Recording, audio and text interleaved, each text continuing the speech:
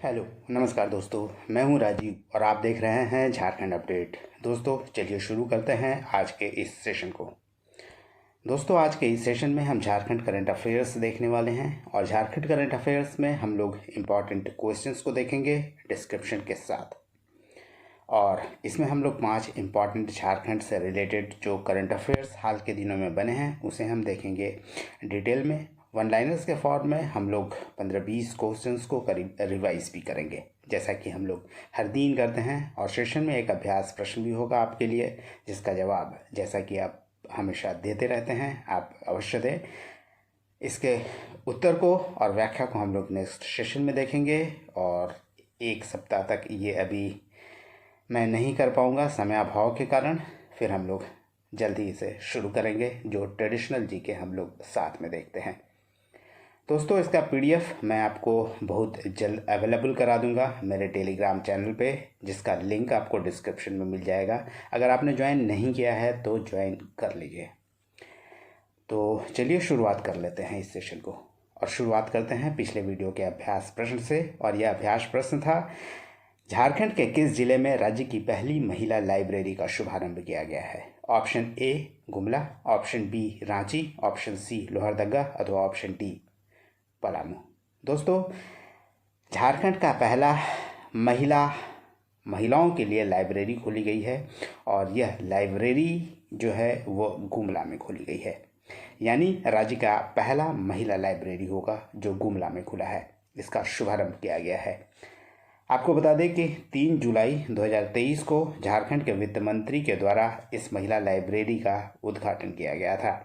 और यहाँ 400 seater hi tech women's library है, जिसमें 400 लोग आसानी से बैठ सकते हैं। आपको बता दें कि इस पुस्तकालय का नाम भारत की प्रथम शिक्षिका और सामाजिक कार्यकर्ता सावित्रीबाई फूले के नाम पर रखा गया है।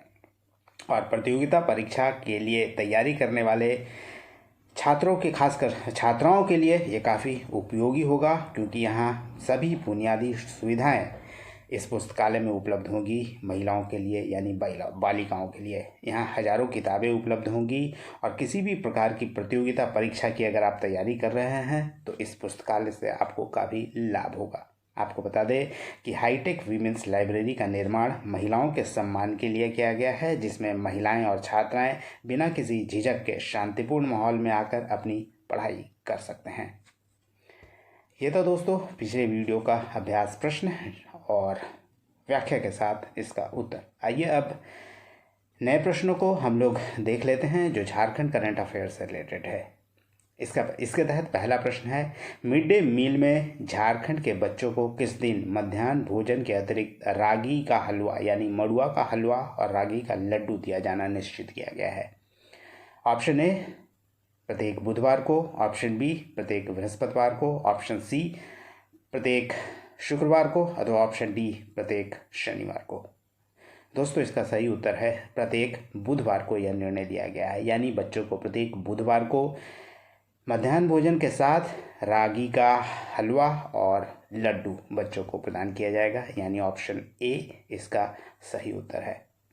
आपको बता दें कि राज्य के जो भी सरकारी स्कूल हैं वहाँ पढ़ने वाले बच्चों के लिए अब हलवा के लड्डू यानी रागी के हलवा का लड्डू का वितरण किया जाएगा। और यह मध्याह्न भोजन जो उपलब्ध कराया जाता है बच्चों को, उसके ठीक बाद यह उपलब्ध कराया जाएगा। और बच्चे के स्वास्थ्य को ध्यान में रखकर इसे वितरित किया जाएगा। आपको बता दें कि यह प्रत्येक बुधवार को किया जाएगा और अगर बुधवार को छुट्टी होता है तो नेक्स्ट कार्य दिवस पर यानी नेक्स्ट डे इसका वितरण बच्चों को किया जाएगा। आपको बता दें कि इसके लिए यानी मध्याह्न भोजन के लिए 9.72 करोड़ रुपए का आवंटन किया गया है, यानी लगभग 4 रुपये 15 पैसे प्रति छात्र की दर से यह आवंटन किया गया है सरकार के द्वारा। दूसरा नंबर प्रश्न है दोस्तों, 37वां राष्ट्रीय खेल में झारखंड का मेडल टैली में कौन सा स्थान रहा? ऑप्शन ए 6वां, ऑप्शन बी 5वां, ऑप्शन सी 20वां अथवा ऑप्शन डी 14वां। इसका सही उत्तर है ऑप्शन सी, यानी मेडल टैली में झारखंड का 20वां स्थान रहा 37वें राष्ट्रीय खेल की अगर हम बात करें तो। और पहले स्थान पर था महाराष्ट्र, यानी ऑप्शन सी इसका सही उत्तर है। आइए इसे और डिटेल में जानते हैं। आपको बता दें कि 37वां राष्ट्रीय खेल का आयोजन किया गया था गोवा में, और इसका आयोजन 25 अक्टूबर से लेकर 9 नवंबर के बीच किया गया। 9 नवंबर को इसका समापन किया गया गोवा में ही। आपको बता दें कि इसमें झारखंड को जो कुल पदक हासिल हुए हैं वो 25 पदक थे, जिसमें स्वर्ण पदकों की संख्या 6 थी, रजत पदक की संख्या 5 और कांस्य पदकों की संख्या 14 थी। यानी अगर मेडल टैली की बात करें तो मेडल टैली में झारखंड का स्थान 20वां था। 37वें राष्ट्रीय खेल में आपको बता दें कि 43 खेलों को इसमें शामिल किया गया था, जिसमें झारखंड ने 26 खेलों में भागीदारी की। 37वें राष्ट्रीय खेल की अगर शुभंकर मैस्कट की बात करें तो दोस्तों यह था मोगा, और गोवा की विशिष्ट पहचान का प्रतिनिधित्व करने वाला बाइसन यह कहा जाता है, जिसे मोगा नाम दिया गया था। अगर मेडल टैली की बात करें दोस्तों पूरे भारत की, तो महाराष्ट्र इसमें प्रथम स्थान पर रहा, जिसने कुल 228 मेडल जीते हैं, जिसमें गोल्ड की संख्या 80 थी। और जो सबसे ज़्यादा गोल्ड जीतता है, स्वर्ण जीतता है, उसे ही राजा भालेंद्र सिंह ट्रॉफी प्रदान किया जाता है। अतः महाराष्ट्र को राजा भालेंद्र सिंह ट्रॉफी प्रदान किया गया। दूसरे स्थान पर सर्विसेज था, जिसे 126 मेडल हासिल हुए कुल, जिसमें गोल्ड 66 था। हरियाणा तीसरे स्थान पर रहा 62 गोल्ड के साथ, और हरियाणा ने कुल 192 पदक हासिल किए। वहीं झारखंड की बात करें तो 20वें रैंक पर था झारखंड, जिसमें 6 गोल्ड 5 सिल्वर और 14 ब्रॉन्ज था। यानी कुल 25 पदक झारखंड ने हासिल किया है। आपको बता दें जो पिछला राष्ट्रीय खेल हुआ था 36वां राष्ट्रीय खेल, इसका आयोजन गुजरात में किया गया था, और गुजरात में झारखंड ने कुल 13 पदक हासिल किए थे। यानी अब 2023 में जो आयोजन किया गया, इसमें लगभग पदकों की संख्या डबल हो गई है। और राष्ट्रीय खेल का जो अगला आयोजन होगा वह उत्तराखंड में आयोजित किया जाएगा। यह था दोस्तों 37वें राष्ट्रीय खेल के बारे में डिटेल। अगर और डिटेल इसके बारे में आप जानना चाहते हैं तो आप डिटेल वीडियो को देख सकते हैं। आपको इसका लिंक मिल जाएगा डिस्क्रिप्शन में, आप उसे ज़रूर देखें। चलिए दोस्तों आगे बढ़ते हैं और आज के तीसरे नंबर प्रश्न को देखते हैं। और आज का तीसरा प्रश्न है, किस पुस्तक के लिए झारखंड के मानसिंह मांझी को बाल साहित्य पुरस्कार 2023 से 9 नवंबर 2023 को सम्मानित किया गया? ऑप्शन ए मुगोट दुलाद, ऑप्शन बी सकाम ओडेज, ऑप्शन सी अरे कहानी, अथवा ऑप्शन डी नेनेपेटे। दोस्तों इसका सही उत्तर है ऑप्शन डी नेनेपेटे के लिए मानसिंह मांझी को बाल साहित्य पुरस्कार से सम्मानित किया गया है। और इसकी घोषणा तो जून में ही कर दी गई थी, परंतु 9 नवंबर 2023 को यह प्रदान किया गया मानसिंह मांझी को, अर्थात ऑप्शन डी इसका सही उत्तर है। आपको बता दें कि बाल साहित्य पुरस्कार का अर्पण समारोह यानी वितरण समारोह का आयोजन किया गया 9 नवंबर 2023 को नई दिल्ली में। 23 लेखकों को साहित्य अकादमी बाल साहित्य पुरस्कार से सम्मानित किया गया और 23 जून को इसकी घोषणा की गई थी। आपको बता दें कि साहित्य अकादमी 2023 के बाल साहित्य पुरस्कार के तहत झारखंड के मानसिंह मांझी को यह पुरस्कार दिया गया है नेनेपेटे के लिए।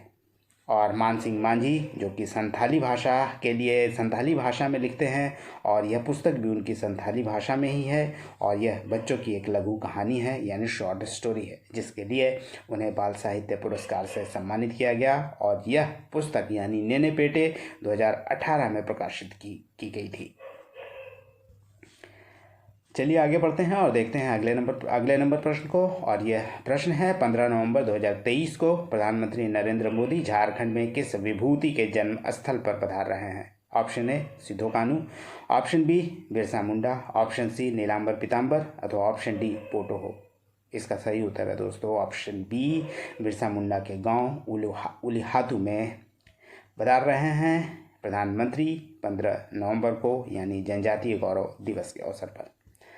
आपको बता दें कि खूंटी में जनजातीय गौरव दिवस यानी 15 नवंबर को भारत के प्रधानमंत्री उलिहातू यानी खूंटी पधार रहे हैं और यह पहला अवसर है जब भारत का कोई प्रधानमंत्री बिरसा मुंडा के गांव यानी जन्मभूमि उलिहातू में पधार रहे हैं।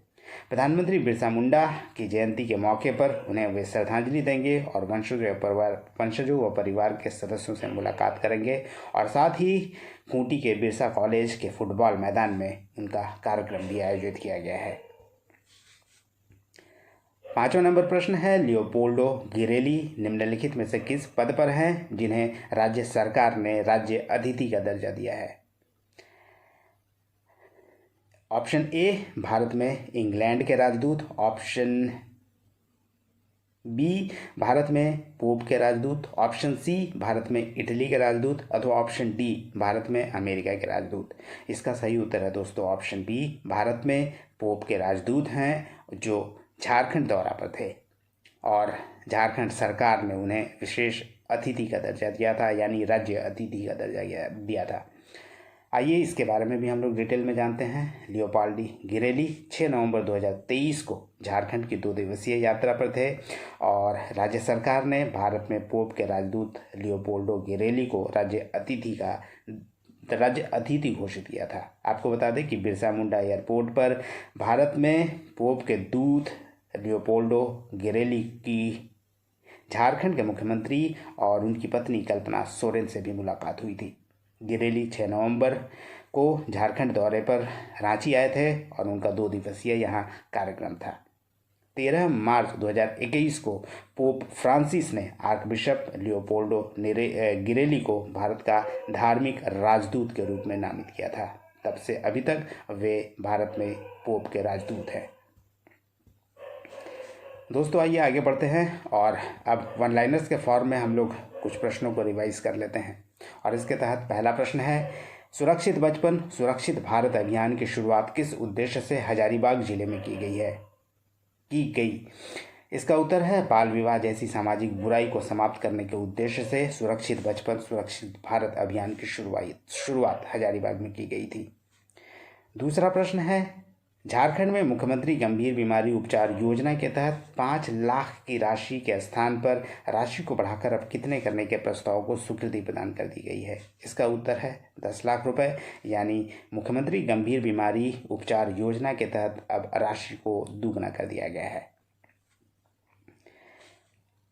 झारखंड के 8 आदिम जनजातियों में से कितने आदिम जनजाति के युवाओं को प्रतियोगिता परीक्षाओं के लिए खास कोचिंग देकर सरकारी नौकरी योग्य बनाया जाएगा? इसका उत्तर है झारखंड के सभी 8 आदिम जनजातियों के लिए यह व्यवस्था झारखंड सरकार ने की है। अगला प्रश्न है, झारखंड में आदिम जनजाति समुदाय के युवाओं को जेएसएससी और सेंट्रल एसएससी प्रतियोगिता परीक्षा के लिए निःशुल्क तैयारी के लिए किस संस्था को चुना गया है, यानी कौन सी संस्था द्वारा यह आयोजित किया जाएगा? इसका उत्तर है TRI यानी ट्राइबल रिसर्च इंस्टीट्यूट, जो कि मुरहाबादी में है, यानी जनजातीय शोध संस्थान, उसके द्वारा यह निःशुल्क तैयारी कराई जाएगी आदिम जनजाति के सभी 8 आदिम जनजातियों के छात्रों को। झारखंड के कितनी महिलाओं को भारत सरकार के संस्कृति मंत्रालय का 2020-21 का फेलोशिप अवार्ड दिया गया है? इसका उत्तर है झारखंड के 4 महिलाओं को दिया गया है, जिसमें नीलम नीरद दुमका की शामिल हैं। जनजातीय चित्रकला के लिए उन्हें फेलोशिप दिया गया है। वहीं सीमा देवी रांची की है लोकगीत के लिए, मोनिता सिन्हा रांची की है थिएटर के लिए और आकांक्षा प्रियदर्शनी बोकारो की हैं छऊ नृत्य के लिए फेलोशिप अवार्ड से सम्मानित किया गया है। आइए कुछ और प्रश्नों को रिवाइज कर लेते हैं और नेक्स्ट प्रश्न है, किस योजना के तहत झारखंड में वर्ष 2023 में एयरपोर्ट की सौगात मिल रही है और मिलेगी? इसका उत्तर है उड़ान योजना। आपको बता दें कि उड़ान योजना के तहत ही झारखंड में एयरपोर्ट बनाई जा रही है और यहाँ पर जो उड़ान शुरू की जा रही है, वैसे देवघर में इसके तहत उड़ान शुरू हो गई है और जल्द ही बोकारो और दुमका में भी इसकी शुरुआत हो जाएगी।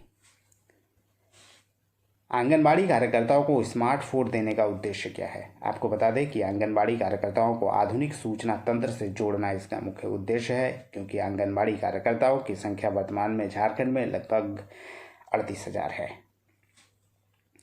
झारखंड के फिल्मकार प्रकाश की फिल्म द फायर विदिन में क्या दर्शाया गया है? इसका उत्तर है दोस्तों, झारखंड के कोयला खनन क्षेत्र की दर्दनाक तस्वीर को इसमें दर्शाया गया है और इसमें जो भ्रष्टाचार, माफिया की ताकत से जो विस्थापन का दंश आदिवासी झेलते हैं, आदिवासी समुदाय के लोग, उसे दर्शाने का प्रयास किया गया है द फायर विदिन में। झारखंड के किस क्रिकेटर बल्लेबाज ने प्रथम श्रेणी क्रिकेट में सबसे अधिक रन बनाने का रिकॉर्ड अपने नाम कर लिया है? इसका उत्तर है दोस्तों, सौरभ तिवारी, जो कि बाएं हाथ के बल्लेबाज हैं, अंतर्राष्ट्रीय बल्लेबाज हैं और झारखंड के लिए खेलते हैं। प्रथम श्रेणी क्रिकेट में सबसे अधिक रन बनाने वाले वे बल्लेबाज बन गए हैं। और अगला प्रश्न है, 23 जनवरी 2023 को अंडमान निकोबार द्वीप समूह के 21 सबसे बड़े अनाम द्वीपों में से एक द्वीप का नाम झारखंड के किस महान व्यक्ति के नाम पर रखा गया है? इसका उत्तर है अल्बर्ट एक्का, जो परमवीर चक्र विजेता हैं, उनके नाम पर रखा गया है अंडमान निकोबार के 21 द्वीप में से एक द्वीप का नाम। वैसे सभी 21 द्वीपों का नाम परमवीर चक्र विजेताओं के नाम पर है, क्योंकि अब तक कुल 21 लोगों को ही परमवीर चक्र से सम्मानित किया गया है भारत सरकार के द्वारा। ये तो दोस्तों वन लाइनर्स के फॉर्म में कुछ इम्पॉर्टेंट प्रश्न जिसे हम लोगों ने आज रिवाइज किया है। अब देख लेते हैं आज के अभ्यास प्रश्न को। और आज का अभ्यास प्रश्न है, झारखंड के सारे राजकीय अराजकीय पुस्तकालय का स्थापना, विस्तारीकरण और विकास किस योजना के तहत किया जाएगा? ऑप्शन ए तिलका मांझी पुस्तकालय योजना, ऑप्शन बी बिरसा मुंडा पुस्तकालय योजना, ऑप्शन सी नीलांबर पीताम्बर पुस्तकालय योजना अथवा ऑप्शन डी सोबरन मांझी पुस्तकालय योजना। दोस्तों इसका जवाब आप कमेंट में कर सकते हैं, जिसके बारे में हम लोग डिटेल में नेक्स्ट सेशन में जानेंगे। धन्यवाद दोस्तों, फिर मिलते हैं नेक्स्ट सेशन में। तब तक जुड़े रहिए झारखंड अपडेट के साथ। धन्यवाद।